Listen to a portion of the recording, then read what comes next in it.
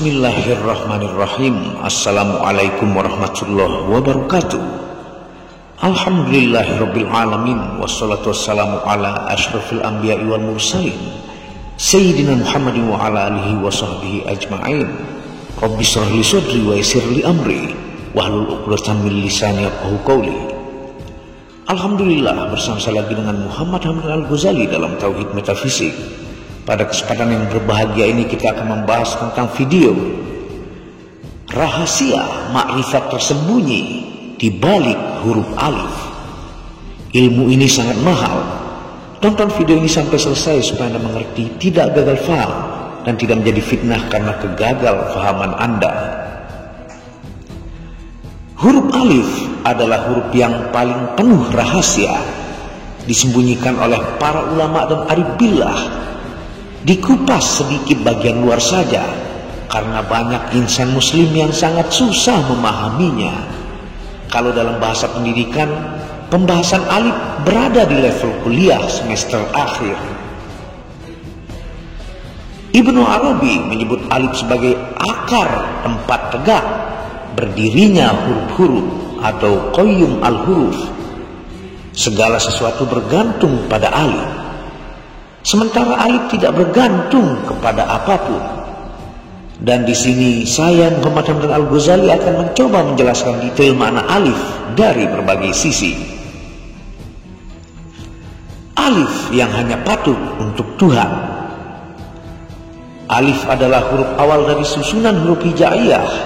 Ini menandakan bahwa ia adalah awal paling pertama dari segalanya. Yang lain semua barang baru atau baru, dan yang berhak atas alif semacam itu hanyalah Allah, Tuhan yang maha awal. Sebagaimana firman-Nya, huwal awwalu wal akhir, dan laisa kamitslihi syai'un, atau tidak ada yang serupa atau setara dengannya. Juga disebutkan dalam doa Kanjeng Nabi Muhammad SAW, Allahumma antal awwalu falaisa qablaka syai'un wa anta akhiru falaisa ba'daka syai'un. Dalam ilmu hisab jumal, alif mempunyai nilai 1. Hal ini menandakan bahwa Allah itu wahid. Kata wahid dalam segi bahasa digunakan untuk mewujudkan makna isim dan sifat, menunjukkan isim dalam artian Allah zatnya satu, ia satu, tanpa tersusun dari dua bagian atau lebih. Dan lafaz wahid tidaklah patut disandingkan kepada orang lain melainkan hanya Allah Subhanahu wa ta'ala, karena hanya Dia yang maha sempurna dalam sifat dan af'alnya. Kemudian menunjukkan sifat dalam artian Allah sifatnya hanya satu, benar-benar tunggal mutlak, karena Dia tidak terbagi. Contoh, Allah mempunyai sifat kudrah. Dia kudrah atau kuasa atas segala hal atau segala sesuatu dan bukan terbagi. Semisal contoh kudrah terbagi, yaitu Dia kuasa atas perkara tertentu saja, namun tidak kudrah atas perkara lain. Alif dalam pembahasan ini juga menunjukkan wahdaniyah Allah dalam af'alnya, yakni Allah adalah satu-satunya zat yang sangat memungkinkan atas kehendaknya untuk menciptakan makhluk dengan berbagai ragam wujud dan sifat. Dan selain Allah tidaklah mungkin melakukan hal tersebut. Sebagaimana firman Allah Subhanahu wa ta'ala, wallahu khalaqakum wa ma ta'lamun.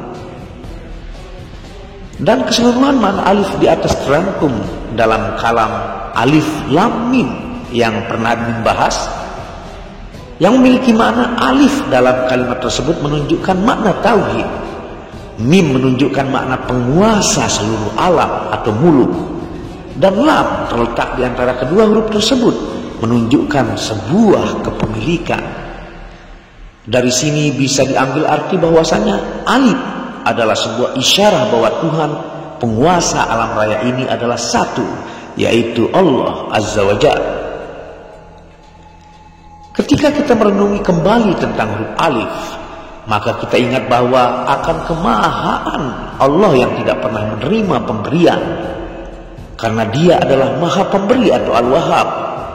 Dia berdiri sendiri, tidak berhajat kepada yang lain atau al-qiyamu binafsihi. Bahkan dialah yang secara terus-menerus mengurus makhluknya. Berkaitan dengan posisi Allah sebagai Sang Maha Pemberi, terdapat sebuah kisah dari salah seorang sahabat Nabi SAW bernama Abdullah ibnu Mas'ud. Dalam kisahnya beliau bercerita, apabila kami menegakkan ibadah sholat bersama Nabi, kami membaca doa yang artinya, semoga salam sejahtera dilimpahkan kepada Allah dari hambanya dan juga kepada si fulan dan fulan. Lalu Nabi bersabda dengan nada teguran, jangan kalian mengucapkan semoga salam sejahtera dilimpahkan kepada Allah, karena sesungguhnya Allah lah pemilik dan pemberi salam sejahtera itu. Tetapi ucapkanlah, segala kehormatan adalah kepunyaan Allah. Demikian pula rahmat dan kebaikan itu. Salam sejahtera, rahmat Allah dan berkahnya semoga dilimpahkan kepadamu wahai Nabi Muhammad SAW. Salam sejahtera semoga juga dilimpahkan kepada kita dan hamba-hamba Allah yang soleh. Karena apabila kalian mengucapkan kalimat ini, pasti mengenai setiap hamba di langit atau hamba antara langit dan bumi. Kemudian beliau memandangkan kalimat tauhid. Aku bersaksi bahwa tiada Tuhan yang pantas disembah selain Allah, dan aku bersaksi bahwa Nabi Muhammad utusan Allah.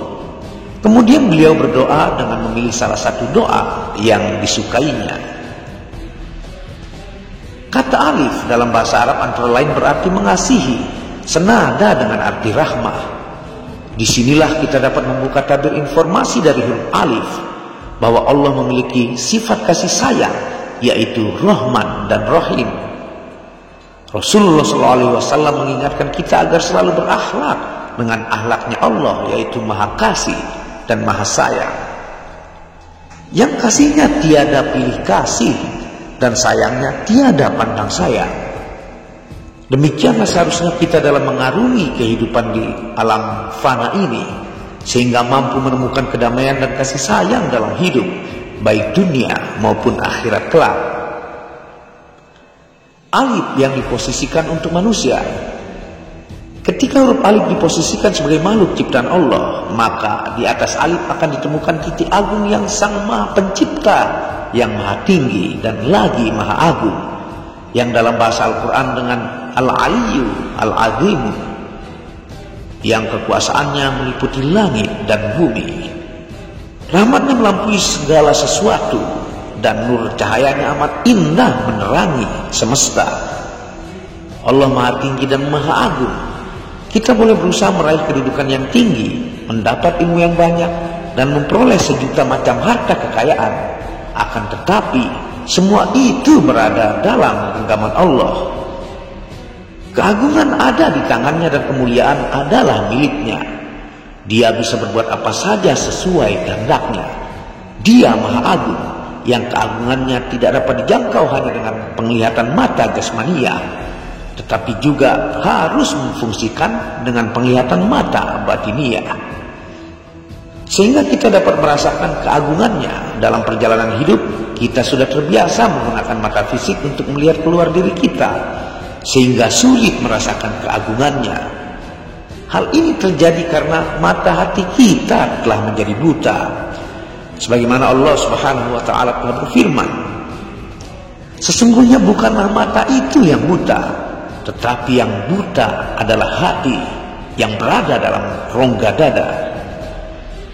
Untuk itulah Rasulullah SAW mengingatkan kita agar senantiasa merenungkan atau tafakkur akan ciptaannya, dan dalam perenungan yang menyelinap sampai ke relung hati, itulah akan ditemukan keagungannya. Huruf alif secara makrifat pada insan dalam Al-Quran disebut al-muqarrabun, yaitu orang-orang yang dekat kepada Allah. Mereka hidup dengan penuh kedamaian dan kelak akan mendapatkan kenikmatan yang melimpah dalam surga sebagai wujud kasih sayangnya. Keadaan mereka digambarkan dalam Al-Quran, yaitu mereka itulah orang-orang yang didekatkan kepada Allah. Mereka berada dalam surga kenikmatan, berada di atas dipan yang bertahtakan emas dan permata. Dikelilingi anak muda yang tetap muda dengan membawa gelas cerek dan seloki berisi minuman yang diambil dari air yang mengalir, dan buah-buahan dari apa yang mereka pilih, dan daging-daging dari apa yang mereka inginkan, dan didampingi bidadari-bidadari yang bermata jeli, laksana mutiara yang tersimpan dengan baik. Begitulah indahnya kenikmatan yang akan diraih al-muqarrabun atau alif pada insan, sehingga pantaslah kiranya kita berusaha sekuat tenaga meraih posisi itu dengan cara memantapkan tauhid, mengikhlaskan ibadah dan menyuburkan akhlakul karimah. Wallahu a'lam bishawab. Itulah ilmu mahal, rahasia ma'rifat tersembunyi di balik huruf alif. Sebenarnya masih banyak lagi rahasia huruf alif, tapi ini sudah rangkuman dari poin-poin yang membantu menjelaskan kepada para penonton video Muhammad Hamdan Al-Ghazali.